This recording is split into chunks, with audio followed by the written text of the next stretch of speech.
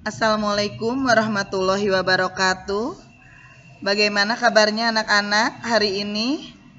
Alhamdulillahirabbil alamin. Hari ini kita dalam keadaan sehat walafiat ya. Sekarang kita akan belajar KD 3.2, yaitu mengenai perlindungan dan penegakan hukum di Indonesia. Sekarang Ibu jelaskan dulu tujuan pembelajaran. Yang ke-1, agar peserta didik memahami hakikat perlindungan dan penegakan hukum. Yang kedua, agar peserta didik memahami bahwa negara Indonesia adalah negara hukum. Yang ketiga, agar peserta didik menjadi warga negara yang... Nah, baik anak-anak, sekarang akan Ibu jelaskan apa itu hukum, ya. Ada yang tahu? Hukum adalah peraturan yang bersifat memaksa, yang menentukan tingkah laku manusia dalam lingkungan masyarakat yang dibuat oleh badan-badan resmi yang berwajib. Pelanggaran terhadap aturan tadi berakibat diambilnya tindakan, yaitu dengan hukuman tertentu. Nah, anak-anak, bagaimana apabila tidak ada hukum? Akan kacau balau, ya. Baik. Anak-anak di sini akan Ibu jelaskan sedikit mengenai tentang hukum. Nanti kalian bisa searching di mana saja bisa ya mengenai hukum ini. Hukum yang akan Ibu jelaskan yaitu hukum berdasarkan waktu. Nah, hukum berdasarkan waktu ada hukum ius constitutum dan ius constituendum. Juga berdasarkan tempat yaitu ada hukum nasional, hukum internasional, dan hukum lokal. Kalau berdasarkan bentuk, ada hukum tertulis dan hukum tidak tertulis. Dan hukum berdasarkan sifat yaitu hukum memaksa dan hukum dikesampingkan. Baik, sekarang tujuan hukum. Apa itu tujuan hukum? Tujuan hukum memiliki sifat universal, seperti ketertiban, ketentraman, kedamaian, kesejahteraan, dan kebahagiaan dalam tatanan masyarakat. Dan apa itu penegakan hukum? Penegakan hukum yaitu sistem yang di dalamnya terdapat anggota pemerintah yang bertindak secara terorganisir untuk menegakkan hukum dengan cara menemukan, menghalangi, memulihkan, atau menghukum orang-orang yang melanggar undang-undang dan norma hukum yang mengatur masyarakat tempat anggota penegakan hukum berada. Tadi penegakan hukum, sekarang perlindungan hukum. Apa itu perlindungan hukum? Perlindungan hukum yaitu memberikan pengayoman kepada hak asasi manusia yang dirugikan oleh orang lain.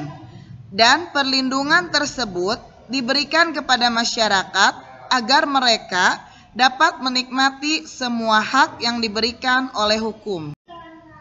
Nah, baik anak-anak, peta konsep materi mengenai perlindungan dan penegakan hukum di Indonesia yaitu yang pertama, hakikat perlindungan dan penegakan hukum. Lalu kita belajar tentang peran lembaga penegak hukum dalam menjamin keadilan dan kedamaian. Yang akan dibahas juga mengenai dinamika pelanggaran hukum. Juga partisipasi masyarakat dalam melindungi dan menegakkan. Baik, kegiatan pembelajaran ke-1 yaitu mengenai hakikat perlindungan dan penegakan hukum. Yang kedua, Indonesia adalah negara hukum. Konsep negara hukum bukan saja di Indonesia, di Inggris, Amerika Serikat, dan banyak negara lainnya yang menganut hukum. Hukum diciptakan oleh penguasa untuk mengikat sebagian atau seluruh masyarakat tertentu. Dan hukum dibuat untuk menjaga tata tertib dalam kehidupan bermasyarakat, sehingga terciptalah di masyarakat. Tujuan hukum menurut para ahli yaitu menurut Profesor C.S.T. Kansil, hukum bertujuan menjamin adanya kepastian hukum dalam masyarakat Dan hukum itu harus bersendikan pada keadilan, yaitu asas-asas keadilan di masyarakat itu. Menurut Profesor Van Kan, hukum bertujuan untuk menjaga kepentingan tiap-tiap manusia supaya kepentingan-kepentingan itu tidak dapat diganggu. Sedangkan menurut Profesor Subekti, sarjana hukum, menyatakan hukum untuk mengabdi pada tujuan negara.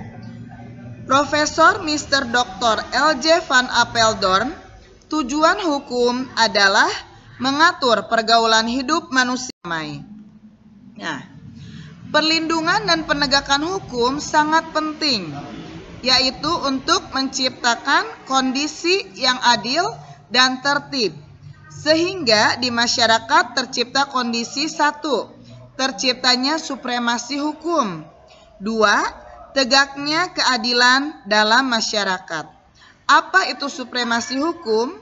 Supremasi hukum adalah upaya atau kiat untuk menegakkan dan memposisikan hukum pada tempat yang tertinggi dari segala-galanya.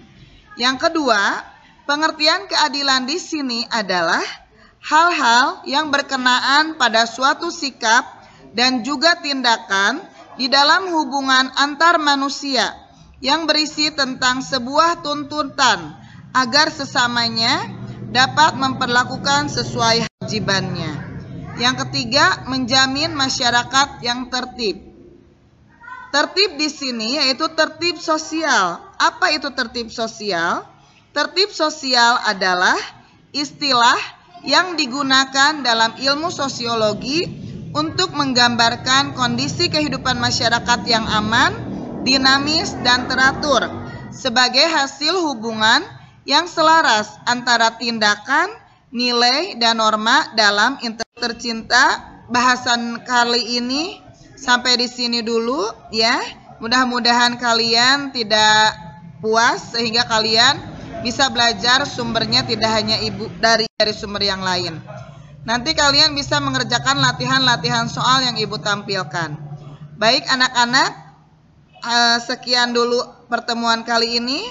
Wassalamualaikum warahmatullahi wabarakatuh.